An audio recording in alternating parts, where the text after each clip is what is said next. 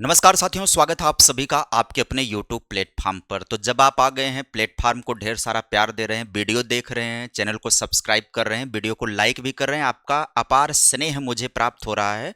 मैं ऐसी ही आप सभी से प्रार्थना करूंगा कि आप सभी लोग इसी तरीके का स्नेह बनाए रखिएगा। तो जब आप आ रहे हैं हमारे प्लेटफॉर्म, तो ये प्लेटफॉर्म ऐसा ही ना हो जाए कि केवल आपको सूचनाएं ही जाएं। वैल्यूएबल सूचनाएं तो मैं आपको दूंगा ही इस प्लेटफॉर्म के माध्यम से। साथ ही साथ आप सभी लोगों के एग्जाम के लिए भी कुछ मेरी तरफ से हेल्प हो जाए, तो वो वैल्यूएबल कंटेंट भी मैं आपके लिए लेकर के आया हूं। देखो साथियों, इस समय आप सभी को करंट अफेयर्स की जरूरत है, क्योंकि आगे आने वाले समय में जो भी वैकेंसी हैं, जो भी परीक्षाएं होने वाली हैं, चाहे वो एसएससी की हों या पुलिस की हों, दरोगा की हों, लेखपाल की हों, या फिर आने वाले टाइम में बीपीएससी का एग्जाम होने वाला है, भविष्य में सुपर टेट की भी संभावना बनेगी, तो भी ये रिदम आप सभी लोगों का काम करेगा। तो आज के इस कड़ी में जनवरी 2026 का निचोड़ करंट अफेयर्स का 30 सबसे धाकड़ प्रश्न लेकर के मैं उपस्थित हुआ हूं। इसका एक सेकंड पार्ट भी आप सभी को मिलेगा, यानी कि जनवरी के कुल 60 क्वेश्चन में तैयार किया हुआ हूं, जिसमें 30 क्वेश्चन की एक वीडियो आप सभी को ये मिलेगी और उसके अगले दिन 30 क्वेश्चन का इसका दूसरा पार्ट मिलेगा। जनवरी वाला वैल्यूएबल कंटेंट आपका बेहतर मिल जाएगा। उसके बाद फरवरी का मिलेगा, उसके बाद मार्च का। तो जब फरवरी का दे लेंगे तो समय बचा रहेगा, तो 25 और 26 का करंट अफेयर्स आपको पूरे साल का धीरे धीरे करके कवर करवाएंगे। ऐसा सेशन होने वाला है ये सब। आप सभी लोग वीडियो को ढेर सारा प्यार दीजिएगा। चलिए, सबसे पहले करंट अफेयर्स के क्वेश्चन की तरफ हमारी दौड़ होगी और पहला क्वेश्चन आपके स्क्रीन पर आ रहा है। ये आपके क्वेश्चन में कह रहा है कि हाल ही में खबरों में रहा जापान सागर, यानी सी ऑफ जापान, किस महासागर का सीमांत सागर है? किस महासागर का ये सीमांत सागर है जो हाल ही में खबरों में रहा है? जापान, क्या खबर रही है आगे हम चर्चा करेंगे। फिलहाल यहां पर आप सभी का ये प्रशांत महासागर होता है। आइए व्याख्या के माध्यम से समझते हैं हर एक चीज को। देखिए, प्रशांत महासागर जो है, हाँ, इसका ये सीमांत हिस्सा होता है। हाल ही में उत्तर कोरिया ने जापान सागर की ओर एक बैलिस्टिक मिसाइल दागी, जिससे क्षेत्रीय सुरक्षा चिंताएं बढ़ गईं। जापान सागर, जिसे पूर्वी सागर भी कहा जाता है, पश्चिमी प्रशांत महासागर का एक भौगोलिक स्थिति में वो अवस्थित है। यह पूर्व में जापान और सखालिन द्वीप और पश्चिम में रूस, उत्तर कोरिया और दक्षिण कोरिया के बीच स्थित है। यहाँ पर आप नक्शे के माध्यम से ये देख सकते हैं, ये भौगोलिक नक्शा है, वर्ल्ड का मैप है। तो यहाँ पर देखिएगा, जापान सी यहाँ पर है, ईस्ट सी के नाम से ये जाना प्रशांत महासागर का ये पार्ट होता है। यहीं पर बैलिस्टिक मिसाइल दागी गई है। किसके द्वारा दागी गई है? उत्तर कोरिया के द्वारा, जापान सागर की ओर। अब यहां पर जापान सागर, जिसे पूर्वी सागर भी कहेंगे, पश्चिमी प्रशांत महासागर का एक भौगोलिक स्थिति में ये पड़ता है। यहां पर आएंगे, चलेंगे दूसरे नंबर के क्वेश्चन की तरफ। ये जो क्वेश्चन है, ये थोड़े से बड़े एग्जाम के लिए काम करेंगे, छोटे एग्जाम में भी काम आएंगे। सभी प्रकार के क्वेश्चन है, मॉडरेट टाइप का ये आप सभी लोगों का सेशन होने वाला है, जिसमें सभी तरीके के आप सभी को प्रश्न देखने को मिलेंगे। दूसरा सवाल है, जलाल आजीविका केंद्र पहल जो है नमामि गंगे मिशन और किस संस्थान द्वारा संयुक्त रूप से लागू की गई है? कौन से?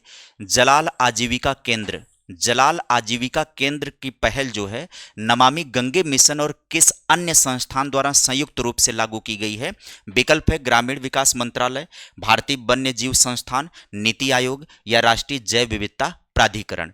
अब आइए इस योजना के विषय में आप सभी को डिटेल जानकारी देते हैं। क्या है ये योजना? तो देखिए, यह योजना पहली बात तो भारतीय वन्य जीव के द्वारा प्रारंभ किया गया है। उसके साथ नमामि गंगे योजना के साथ है भारतीय वन्य जीव, ये मिलकर के ये चलाएंगे। यहां पर ध्यान से देखिएगा, नमामि गंगे योजना और यहां पर ये विल जो है वन्य जीव संस्थान जो है, ये दोनों मिलकर के जलाल सेंटर की स्थापना किए हैं। क्या है ये? केंद्रीय जल शक्ति मंत्री ने हाल ही में 25 जलाल आजीविका केंद्रों का उद्घाटन किया। जलाल जो है, ये जलाद जो है नमामि गंगे मिशन और भारतीय वन्य जीव संस्थान की एक संयुक्त पहल है। इसका क्या उद्देश्य है? इसका उद्देश्य है गंगा नदी के संरक्षण को गंगा नदी बेसिन में स्थायी आजीविका से जोड़ना, और यह पहल स्थानीय लोगों को पर्यावरण के अनुकूल आजीविका प्रथाओं को प्रशिक्षित करती है। मतलब कुल मिलाजुला करके जो है, जो स्थानीय लोग होंगे वो पर्यावरण के अनुकूल होकर के आजीविका का प्रारंभ कर सकें नदियों के माध्यम से। तो इससे क्या होगा? संरक्षण भी प्राप्त हो जाएगा नदियों को, और जो स्थानीय लोग जो नदियों पर जिनका जीवन आश्रित होता है, उन्हें आजीविका भी प्राप्त हो जाएगा। तो ध्यान से याद रखिएगा, जो जलाज सेंटर है, जलाज आजीविका सेंटर जो है, वो नमामि गंगे मिशन और भारतीय वन्यजीव संस्थान की संयुक्त पहल के द्वारा ये बनाई गई योजना है। अगले प्रश्न की तरफ हम लोग चलेंगे। प्रश्न नंबर 3 सेशन का है। यहां पर प्रश्न नंबर 3 में क्या कह रहा है? कह रहा है कि एक दशक के अंतराल के बाद भारत किस शहर में भारत अरब विदेश मंत्रियों की बैठक की मेजबानी करेगा? ये मेजबानी करेगा भारत तकरीबन एक दशक के अंतराल के बाद, यानी 10 वर्ष के बाद ये बैठक होने जा रही है। विकल्प है मुंबई, नई दिल्ली, रियाद, दुबई। आइए इसके विषय में डिटेल बताते हैं बैठक को लेकर के। पहली बात तो ये बैठक कहां पर आयोजित हो रही है? ये बैठक आपकी आयोजित हो रही है नई दिल्ली में। नई दिल्ली में नई दिल्ली में भारत अरब विदेश मंत्रियों की बैठक की मेजबानी करने जा रहा है। महत्व इसका यह है कि यह पहली बार होगा जब नई दिल्ली इस मंच की मेजबानी करेगा, जो अरब दुनिया के साथ भारत के बढ़ते जुड़ाव को दर्शाता है। इतिहास क्या है? इससे पहले पहली मंत्री स्तरीय बैठक 2016 में बहरीन में संपन्न हुई थी। तो यह भी आप सभी के जीके का क्वेश्चन हो जाता है कि जो ये बैठक होने जा रही, भारत अरब विदेश मंत्रियों की बैठक जो होने जा रही है, ये पहले कब हुई थी? तो मंत्री स्तरीय बैठक जो है 2016 में हुई थी, बहरीन नामक जगह पर यह बैठक हुई थी। सवाल अगला आपके स्क्रीन पर आएगा, प्रश्न नंबर 4। प्रश्न नंबर 4 में क्या पूछ रहा है? ध्यान से देखिएगा। कह रहा है लद्दाख के हौनले में हाल ही में देखा गया लाल आकाश किस घटना का संकेत था? जंगल की आग का, सौर गतिविधि या सौर तूफान का, या चंद्र ग्रहण का, या वायु प्रदूषण की? कौन सी घटना की? रेड स्काई की घटना जो देखी गई है। कहां पर यह देखी गई है? लद्दाख के हानले में हाल ही में रेड स्काई को देखा गया। तो पूछ रहा है कि यह किसकी घटना है? तो यह घटना सौर गतिविधि की होती है। लाल आकाश जाहिर सी बात है सौर गतिविधि से संबंधित है। क्या हुआ है सौर गतिविधि में? तो जनवरी 2026 के अंत में लद्दाख के हानले में आसमान गहरा लाल हो गया। वैज्ञानिक कारण इसके पीछे यह है कि वैज्ञानिकों ने इसे तीव्र सौर गतिविधि यानी सौर तूफान की चेतावनी का संकेत बताया। यह घटना S4 स्तर के सौर विकिरण तूफान के रूप में वर्गीकृत की गई थी, जो उच्च ऊर्जा प्रोटॉन के प्रवाह को दर्शाता है। यह नॉर्दर्न लाइट्स जैसी एक घटना थी। महत्वपूर्ण सवाल है यह सवाल, आप सभी के लिए परीक्षा उपयोगी सवाल है। सवाल नंबर 5वें पर हम सभी लोग चलते हैं। तो 5वें नंबर का सवाल आपसे क्या पूछ रहा है?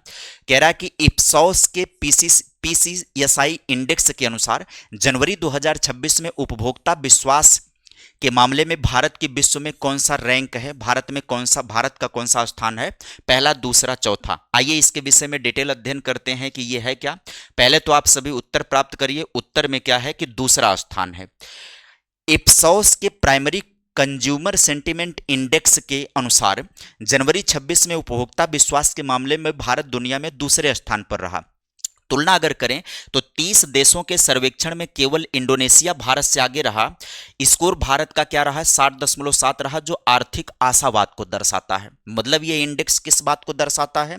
ये आर्थिक आशा को, यानी आर्थिक विकास से संबंधित ये इंडेक्स होता है, जो फ्यूचर में इकोनॉमी मजबूती की तरफ ले जाता हुआ दर्शाता है। हालांकि इसकी जमीनी हकीकत क्या है उससे रूबरू होने की जरूरत नहीं है। आइए यहां पर कला और संस्कृति से रिलेटेड सवाल एक आ गया है करंट का, देखते हैं। सवाल पूछ रहा कि हाल ही में अमेरिका के स्मिथसोनियन संग्रहालय ने भारत को कौन सी प्राचीन कांस्य मूर्ति लौटाने का निर्णय किया है? वेरी मोस्ट इंपॉर्टेंट ये सवाल हो जाएगा आप सभी का, ध्यान से समझिएगा। कौन सी कांस्य मूर्ति भारत को लौटाने का निर्णय लिया गया है? नटराज का शिव मंदिर, या यक्ष है, या नृत्य करती हुई लड़की, या बुद्ध की खड़ी प्रतिमा? आइए इसके विषय में समझाते हैं आप सभी को। पहले तो उत्तर आपका हो जाएगा नटराज का जो शिव ये मूर्ति है, इसको लौटाने का उसने पहल किया हुआ है। ये है, यहां पर इसको देख सकते हैं। देखिए ध्यान से समझिए, अमेरिका का स्मिथसोनियन संग्रहालय भारत को 3 प्राचीन कांस्य मूर्तियां लौटा रहा है, जिसमें तमिलनाडु के एक मंदिर से चोरी हुई शिव नटराज की मूर्ति शामिल है। समझौता किस बात को हुआ कि यह एक समझौते के तहत मूर्ति फिलहाल प्रदर्शनी के लिए संग्रहालय में ही रहेगी, लेकिन इसका स्वामित्व भारत को हस्तांतरित कर दिया जाएगा। मूर्ति भारत नहीं आएगी, मूर्ति रहेगी वहीं पर संग्रहालय में ही, प्रदर्शनी के लिए मूर्ति रहेगी, लेकिन उसका स्वामित्व यानी मलिकाना किसको मिल जाएगा? भारत की संपत्ति है तो उसका मलिकाना भारत को मिल जाएगा। नटराज का शिव मंदिर है, और कमाल की बात यह है कि तमिलनाडु से चोरी हुई एक मंदिर से यह शिव का नटराज मूर्ति है, वो भी इसके अंदर शामिल हुई है। आगे बढ़िएगा, अगले सवाल की तरफ चलेंगे। सवाल नंबर यहां पर 7वां आपके स्क्रीन पर है। 7वें नंबर में सवाल में क्या पूछ रहा है? कह रहा कि हाल ही में किन 2 देशों के बीच 14 वर्षों के बाद सीधे उड़ान सेवा डायरेक्ट फ्लाइट सर्विस फिर से शुरू हुई है। विकल्प है भारत और पाकिस्तान, पाकिस्तान और बांग्लादेश, और नेपाल और चीन, और श्रीलंका और म्यांमार। प्रश्न को ध्यान से देखिए, हाल ही में किन दो देशों के बीच 14 वर्षों के बाद जो है डायरेक्ट फ्लाइट सर्विस को फिर से लॉन्च किया जाने का प्रावधान किया जा रहा है। तो यहां पर पाकिस्तान और बांग्लादेश आजकल बड़ा करीब आ गए हैं, ये दोनों, है ना। आजकल ये दोनों चोर चोर मौसेरे भाई बन गए हैं, ये दोनों आजकल करीब आ गए हैं। ध्यान से देखिए, 14 वर्षों के अंतराल के बाद पाकिस्तान और बांग्लादेश के बीच सीधी उड़ान सेवा फिर से शुरू हो रही है। इसका रूट क्या होगा? पहली उड़ान ढाका से कराची के लिए संचालित हुई है। उद्देश्य है, यह कदम दोनों देशों के बीच व्यापार और संबंधों को सुधारने की दिशा में एक प्रयास माना जा रहा है। सवाल नंबर अगले पर हम सभी लोग चलेंगे। तो 8वें नंबर का सवाल है, समय आपका कोई बर्बाद नहीं होगा, इत्मीनान से मस्ती के साथ हम लोग पढ़ेंगे। कर्नाटक सरकार ने किस अधिनियम के तहत एक रेगुलेटरी सैंड बॉक्स ढांचा स्थापित करने की घोषणा की है? कर्नाटक भूमि सुधार, कर्नाटक नवाचार प्राधिकरण अधिनियम, कर्नाटक आईटी अधिनियम, कर्नाटक स्टार्टअप अधिनियम। आइए इसके विषय में समझाते हैं। कर्नाटक नवाचार प्राधिकरण है, ये नवाचार प्राधिकरण है। इसके अंतर्गत क्या है? कर्नाटक सरकार ने कर्नाटक नवाचार प्राधिकरण अधिनियम के तहत एक रेगुलेटरी सैंडबॉक्स फ्रेमवर्क स्थापित करने की योजना बनाई है। इसका उद्देश्य आर्टिफिशियल इंटेलिजेंस और अन्य उभरती तकनीकी के लिए एक सुरक्षित परीक्षण वातावरण प्रदान करना है, ताकि नवाचार को बढ़ावा दिया जा सके। महत्वपूर्ण सवाल है, इस सवाल को आप सभी लोग अंडरलाइन करिएगा। सवाल अगला आपकी स्क्रीन पर आता है, कौन सा? 9वें नंबर का। 9वें नंबर के सवाल में क्या कह रहा है? कह रहा है हाल ही में खबरों में रहा ड्यूटेरॉन, ध्यान से समझना, ड्यूटेरॉन पहेली किस वैज्ञानिक प्रयोग से संबंधित है? ये मोस्ट इंपॉर्टेंट है भाई, ये सवाल आप सभी लोगों के लिए विज्ञान और प्रौद्योगिकी के अंतर्गत जो करंट के क्वेश्चन होते हैं बेहद महत्वपूर्ण होते हैं। ठीक ठाक प्रश्न होते हैं ऐसे, मतलब गलती होने की संभावना बनी रहती है।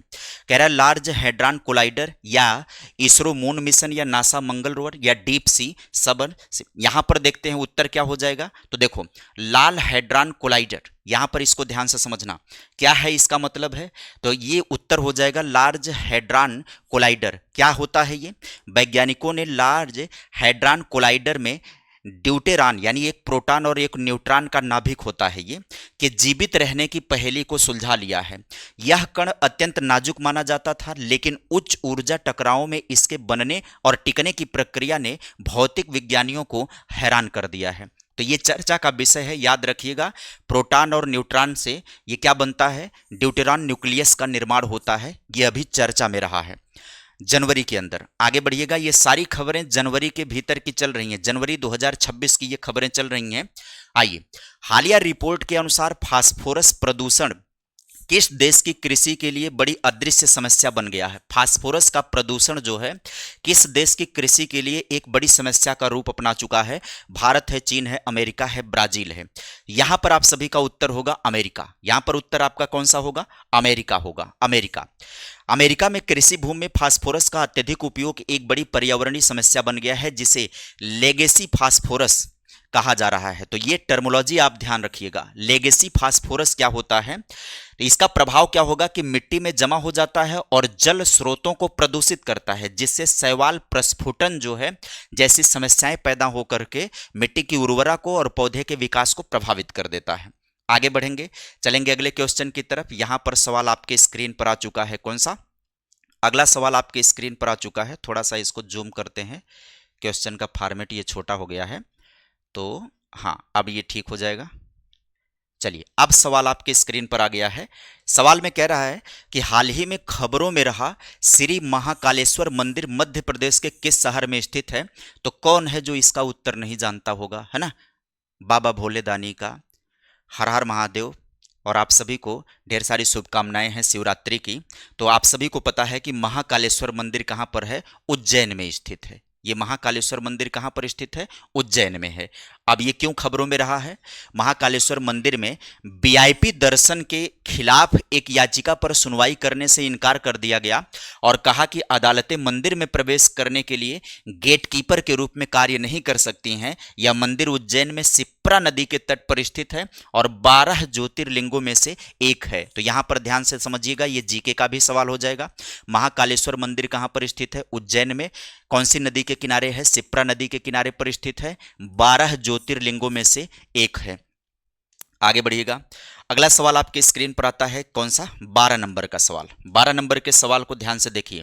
कह रहा भारत ने हाल ही में किस संगठन के साथ शांतिपूर्ण परमाणु ऊर्जा सहयोग को मजबूत करने के लिए समझौता किया है? विकल्प है आप सभी का, नाटो है, यूरेटाम है, आसियान है, ब्रिक्स है। क्या पूछ रहा है सवाल? भारत ने हाल ही में किस संगठन के साथ शांतिपूर्ण परमाणु ऊर्जा सहयोग को मजबूत करने के लिए समझौता किया है? तो यहां पर भारत ने जो समझौता किया है वो यूरेटाम है। क्या है ये, ध्यान से समझिएगा। यहां पर देखिए, भारत और यूरोपियन संघ जो होता है उसने भारत यूरेटाम समझौते के तहत परमाणु ऊर्जा के शांतिपूर्ण उपयोग पर सहयोग को मजबूत करने पर सहमति व्यक्त की है। यूरोपीय परमाणु ऊर्जा समुदाय जो है यूरेटॉम की स्थापना 1957 में रोम की संधि के तहत की गई थी। तो ये जीके का इंपॉर्टेंट सवाल है आप सभी का। आजकल परंपरागत सवाल परीक्षाओं में नहीं पूछे जाते हैं, जीएस के भी, इतिहास, भूगोल, पॉलिटी आपसे नहीं पूछे जाते हैं उस टाइप के, जैसे हम सभी लोग लगातार पिछले पुराने समय में देखते रहे। अब जैसे ये करंट का क्वेश्चन हो गया, करंट से रिलेटेड ना जीके उठा लेता है। अब करंट के दो फॉर्मेट आ गए, एक तो करंट अफेयर्स का सवाल आता ही आता है, एक जो मुद्दे करंट में चर्चा में होते हैं उससे रिलेटेड पुराने जो जीके होते हैं ना उसको भी पूछ लेता है। जैसे अब ये जो यूरेटॉम है ये चर्चा में आया क्योंकि भारत के साथ समझौते के तहत परमाणु ऊर्जा को शांतिपूर्ण उपयोग करने की तरफ से एक सहयोग मजबूत करने पर सहमति बनी है। अब यूरेटॉम जब चर्चा में आ जाएगा तो पूछ लेगा कि जो यूरोपियन परमाणु ऊर्जा समुदाय की स्थापना कब हुई है, तो 1957 में रोम की संधि से हुई है, ये याद रखिएगा। इस टाइप के सवाल भी आप सभी को तैयार होंगे इस सेशन के साथ। ये सेशन में बहुत सोचा समझा लेकर के आता हूं, बहुत इस पर रिसर्च करता हूं कि क्या इसके मायने हो सकते हैं, वो आपको परीक्षा में पता चलेंगे। यहां पर देखिएगा, डूम्सडे क्लार्क ने 2026 में मानवता को विनाश से कितना दूर दिखाया है? हाँ, डूम्सडे क्लार्क जो है, अभी बताएंगे इसके विषय में ये क्या है। इसने कहा मानवता को जो है विनाश से कितना दूर बताया है? 85 सेकेंड दूर बताया। अब आइए चर्चा करते हैं, समझते हैं बात को। 85 सेकंड का इसने टाइम ड्यूरेशन बताया है। क्या है ये? देखिए, डूम्सडे क्लॉक को मध्य रात्रि यानी विनाश से 85 सेकंड पहले सेट किया गया है। यह घड़ी इस बात का प्रतीक है कि मानवता वैश्विक तबाही के कितने करीब है, इसे bulletin of the atomic scientist द्वारा अपडेट किया जाता है। यदि आप इसके विषय में थोड़ा और जानना चाहते हैं तो आप इस पर रिसर्च कर सकते हैं गूगल के माध्यम से, यूट्यूब के माध्यम से। डूम्सडे क्लॉक क्या होता है आप उसके विषय में डिटेल अध्ययन जान पाएंगे। 14 नंबर के क्वेश्चन की तरफ हम चलेंगे तो 14 नंबर का क्वेश्चन है, मार्क टली जिनका हाल ही में निधन हुआ, समाचारों में थे, किस क्षेत्र से जुड़े थे? मार्क टली का निधन हुआ तो समाचारों में, खबरों में आए, वो किस क्षेत्र से संबंधित थे? राजनीति, पत्रकारिता, खेल और विज्ञान। ऐसे सवाल बेहद मोस्ट इंपॉर्टेंट होते हैं, ऐसे सवाल आप सभी के बेहद मोस्ट इंपॉर्टेंट होते हैं। तो आइए, मार्क टली का संबंध किससे है भाई? पत्रकारिता से है। अब इनके बारे में थोड़ी सी जानकारी लीजिए। बीबीसी के दिग्गज पत्रकार मार्क टली को उनकी सेवाओं के लिए याद किया गया।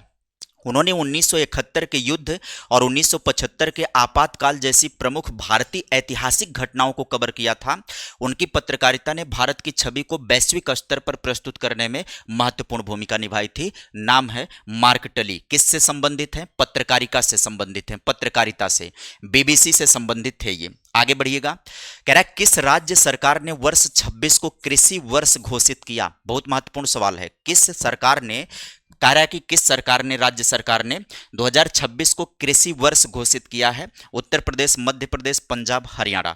ये है आप सभी का उत्तर हो जाएगा मध्य प्रदेश। यहां पर करेक्ट ऑप्शन आपका होगा कौन सा? मध्य प्रदेश है। मध्य प्रदेश सरकार ने 2026 को कृषि वर्ष घोषित किया है।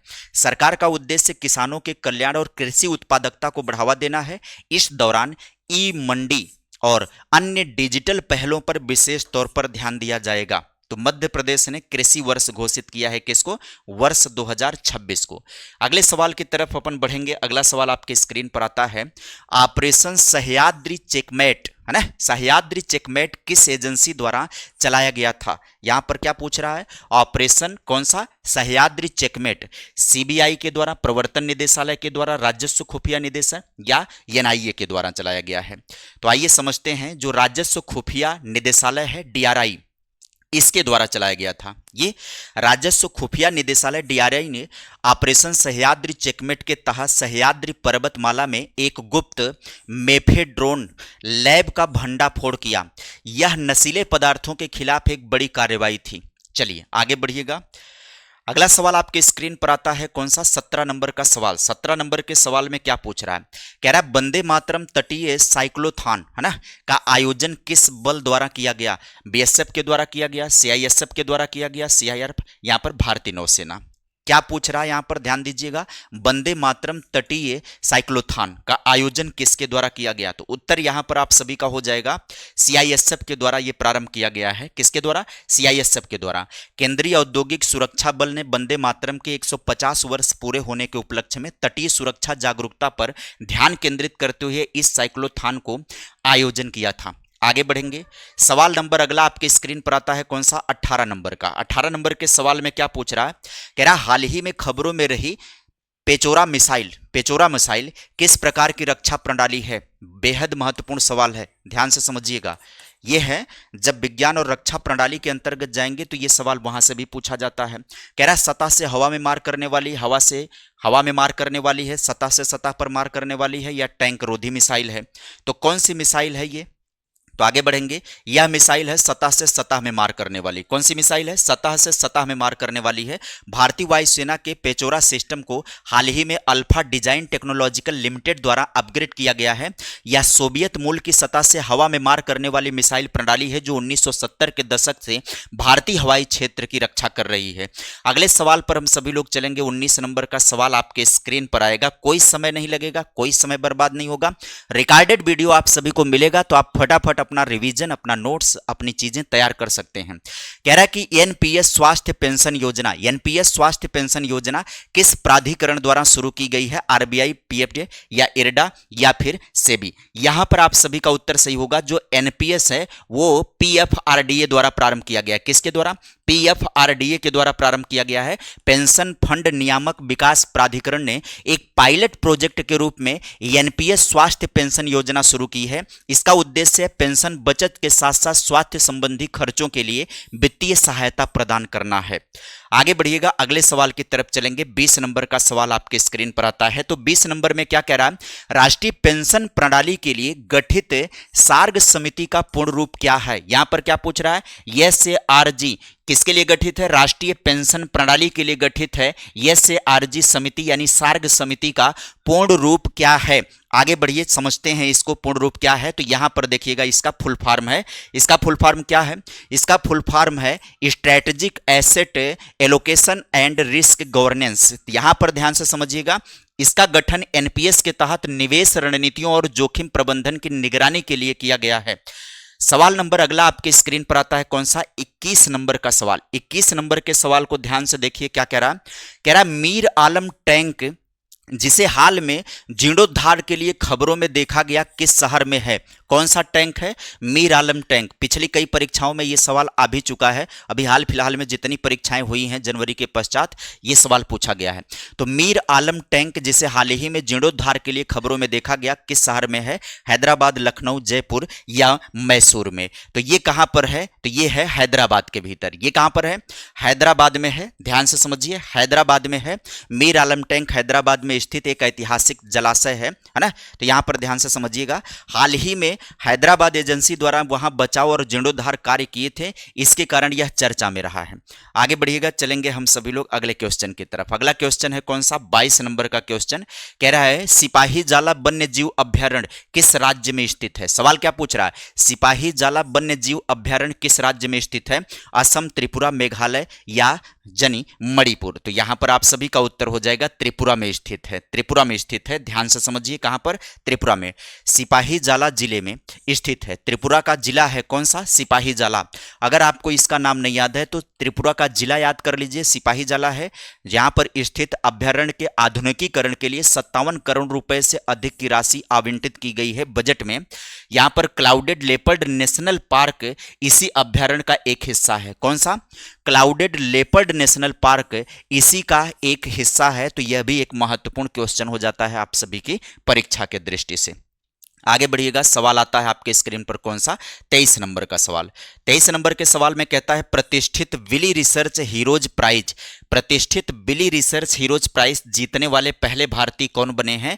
तो doctor Soumya Swaminathan, doctor Chandrakant Lahariya, doctor Gagandeep Kang या डॉक्टर रणदीप गुलेरिया। यहां पर आप सभी का उत्तर और व्याख्या हो जाता है कि doctor Chandrakant Lahariya. Doctor Chandrakant Lahariya Wiley research heroes prize जीतने वाले पहले भारतीय बन गए हैं। उन्हें सार्वजनिक स्वास्थ्य और नीति अनुसंधान में उनके योगदान के लिए सम्मानित किया गया है। आगे बढ़ेंगे, चलेंगे अगले नंबर के सवाल की तरफ। सवाल नंबर अगला आता है कौन सा, ये सवाल आप सभी से पूछ रहा है कौन सा, चटकला। यहां पर ध्यान से देखिएगा, चटकला दर्रा के बारे में पूछ रहा है, वहां बन रही सुरंगें, चटकला दर्रा और वहां बन रही सुरंगें। आइए ध्यान से समझिए, चटकला दर्रा और वहां बन रही सुरंगें किस केंद्र शासित प्रदेश में स्थित हैं? कौन से केंद्र शासित प्रदेश में स्थित हैं? लद्दाख में है, जम्मू कश्मीर में है, सिक्किम में है, अरुणाचल प्रदेश में है। तो ये जो है जम्मू कश्मीर में स्थित है, जम्मू कश्मीर में स्थित है। ध्यान से समझिए, सीमा सड़क संगठन BRO के प्रोजेक्ट संपर्क के तहत जम्मू और कश्मीर के डोडा और कठुआ जिलों को जोड़ने के लिए चटकला दर्रे पर सुरंग निर्माण की योजना बनाई गई है। तो एक बात ये भी समझ लीजिएगा, जो चटकला दर्रे पर सुरंग का निर्माण किया जा रहा है उसको क्या बोला जा रहा है? चटकला प्रोजेक्ट के अंतर्गत किसको जोड़ेगा? डोडा और कठुआ जिले को जोड़ने का काम करेगा। यह भी आप सभी लोगों को याद रखना है। आगे बढ़ेंगे, चलेंगे अगले नंबर के सवाल की तरफ। 25 नंबर का सवाल आपके स्क्रीन पर ये रहा। 25 नंबर में क्या कह रहा है, किस राज्य की पुलिस को हाल ही में राष्ट्रपति के पुलिस निशान से सम्मानित किया गया? वेरी मोस्ट इंपॉर्टेंट सवाल है ये। किस राज्य के पुलिस को कह रहा है कि राष्ट्रपति के पुलिस निशान से सम्मानित किया गया? हिमाचल प्रदेश है, सिक्किम है, गोवा है, उत्तराखंड है। यहां पर आप सभी का उत्तर सही हो जाएगा कौन सा? सिक्किम। सिक्किम राज्य यहां पर आप सभी का उत्तर सही हो जाएगा। ध्यान से देखिएगा, सिक्किम पुलिस यह सम्मान पाने वाला 15वां राज्य पुलिस बल बन गया है। यह पुलिस बल की अनुकरणीय सेवा और वीरता के लिए दिया जाने वाला सर्वोच्च सम्मान है। तो एक और बात ध्यान से समझिएगा, सिक्किम के पहले 15 और राज्य है ना, ध्यान से समझिए, इससे पहले 14 और राज्य हैं जिनको ये मिल चुका है, 15वां राज्य बना है सिक्किम। आगे बढ़िएगा, अगले सवाल की तरफ चलेंगे। सवाल नंबर 26 यहां पर आपके स्क्रीन पर है, पढ़िए और देखिए। कह रहा है दुनिया का सबसे बड़ा संपीड़ित वायु ऊर्जा भंडारण संयंत्र कौन से देश में शुरू हुआ है? विकल्प है अमेरिका, चीन, जर्मनी, जापान। यहां पर आप सभी का करेक्ट ऑप्शन कौन सा हो जाएगा भाई? यहां पर चाइना आप सभी का करेक्ट ऑप्शन हो जाएगा। क्या है ये? ध्यान से समझिए, चीन ने जियांगसू प्रांत में 2400 मेगा हार्ट्स का क्षमता वाला दुनिया का सबसे बड़ा संपीड़ित वायु ऊर्जा भंडारण संयंत्र शुरू किया है, जो ग्रिड स्थिरता के लिए महत्वपूर्ण है। भैया ये वायु ऊर्जा को लेकर के बहुत एक्टिव है, सौर ऊर्जा को लेकर के भी बहुत एक्टिव है। आगे देखिएगा, सवाल आपके स्क्रीन पर आता है कौन सा? 27 नंबर। 27 नंबर में कह रहा है अंतर्राष्ट्रीय डेटा गोपनीयता दिवस, अंतर्राष्ट्रीय डेटा गोपनीयता दिवस कब मनाया गया? 25 जनवरी, 28 जनवरी, 30 जनवरी या 1 फरवरी को? सवाल क्या है? अंतर्राष्ट्रीय डेटा गोपनीयता दिवस 28 जनवरी को यह मनाया गया। अंतर्राष्ट्रीय डेटा गोपनीयता दिवस हर साल 28 जनवरी को डेटा सुरक्षा और गोपनीयता के महत्व के बारे में जागरूकता बढ़ाने के लिए यह दिवस मनाया जाता है। अगले सवाल की तरफ हम सभी लोग बढ़ेंगे। क्वेश्चन नंबर आपके स्क्रीन पर आता है कौन सा? 28 नंबर। 28 नंबर में सवाल क्या पूछ रहा है? कह रहा कि हाल ही में खोजी गई पौधे की प्रजाति होया नागायेंसिन किस राज्य में पाई गई है? वेरी मोस्ट इंपॉर्टेंट, इसको कर लीजिएगा, यह सवाल आपसे पूछा जा सकता है। कह रहा नागालैंड, मिजोरम, केरल और हिमाचल प्रदेश। तो कौन सी हाल ही में खोजी गई नागाएंसिस, होया नागाएंसिस जो प्रजाति है वो कहां पर पाई गई? तो ये है प्रजाति पाई गई है नागालैंड में। ध्यान से समझिए, नागालैंड में यह प्रजाति पाई गई है। नागालैंड के फेक जिले के कवुनहो सामुदायिक आरक्षित वन में होया नागायेंसिन नामक एक नई पौधे की प्रजाति की खोज की गई है। यह मोम के पौधे के परिवार से संबंधित है। ये पौधा ये है, ये नई प्रजाति का पौधा खोजा गया है और ये पौधा कहां पर है? नागालैंड में। आगे बढ़िएगा, सवाल आता है आपका कौन सा? 29 नंबर का सवाल है। 29 नंबर में क्या पूछ रहा है? कह रहा है कि खींचना यानी भगोरिया महोत्सव, भगोरिया महोत्सव किस जनजाति द्वारा मनाया जाता है? कौन सा महोत्सव? भगोरिया महोत्सव कौन से जनजाति द्वारा मनाया जाता है? गोंड है, भील है, भील गरासिया है, संथाल है, थारू है। यहां पर आप सभी का उत्तर हो जाएगा भील और गरासिया द्वारा मनाया जाता है। क्या है ये भील और गरासिया द्वारा मनाया जाता है जो? यह मध्य प्रदेश और राजस्थान में भील और गरासिया समुदायों द्वारा होली से पहले मनाया जाने वाला एक आदिवासी त्योहार है। इसमें युवा अपने जीवन साथी का चुनाव करते हैं। इसमें युवा लोग क्या करते हैं? अपने जीवन साथी का चुनाव करते हैं। आगे बढ़िएगा, अगले सवाल की तरफ हम सभी लोग चलेंगे और क्वेश्चन नंबर 30 आपके सेशन का आखिरी सवाल होने वाला है। हाल ही में उत्तराखंड में खोजा गया हेमिलेसिन इंडिकम ये क्या है? कह रहा मशरूम की एक नई प्रजाति है, एक दुर्लभ मेढक है, या औषधि जड़ी बूटी है, या मकड़ी की प्रजाति है। तो आइए इसके विषय में आपको बताते हैं। ये है मशरूम की एक नई प्रजाति है। क्या है ये? मशरूम की एक नई प्रजाति है। उत्तराखंड के बागेश्वर जिले में ओक यानी बांज के पेड़ों के नीचे हेमिलेसिनम इंडिकम नामक एक मशरूम की नई प्रजाति की खोज की गई है। भारत में इस जीन्स का ये पहला रिकॉर्ड है। भारत में इस जीन्स का ये पहला रिकॉर्ड है। ये कौन सा है? हेमिलेसिनम इंडिकम, ये मशरूम की नई प्रजाति खोजी गई है। कहां पर? उत्तराखंड के अंदर ये पाई गई है प्रजाति। तो उम्मीद करेंगे साथियों कि आपको ये सेशन अच्छा लगेगा। यदि आपको इस टाइप का कंटेंट चाहिए, इस टाइप की वीडियो चाहिए, तो आप सभी लोग कमेंट बॉक्स में लिख करके जरूर बताइएगा। ये पहल हमारी तरफ से आपके लिए कैसी रहेगी, लगातार हम आपको इस तरीके का कंटेंट प्रोवाइड करेंगे जिसमें किसी भी तरीके की बात नहीं, सीधे सीधे 30 क्वेश्चन का टारगेट करेंगे। वो जितने भी टाइम में कवर हो जाएगा, आपका रिवीजन होगा, आपकी बेहतरी के लिए ये होगा। कमेंट में आप सभी लोग रिप्लाई जरूर करिएगा। यदि आपको कंटेंट अच्छा लगेगा तो वीडियो को लाइक कर दीजिएगा, चैनल पर जुड़े होंगे सब्सक्राइब जरूर कर दीजिएगा। आज के लिए मिलते हैं अगली वीडियो में 30 और नए महत्वपूर्ण सवालों के साथ। Bye bye, take care, thank you.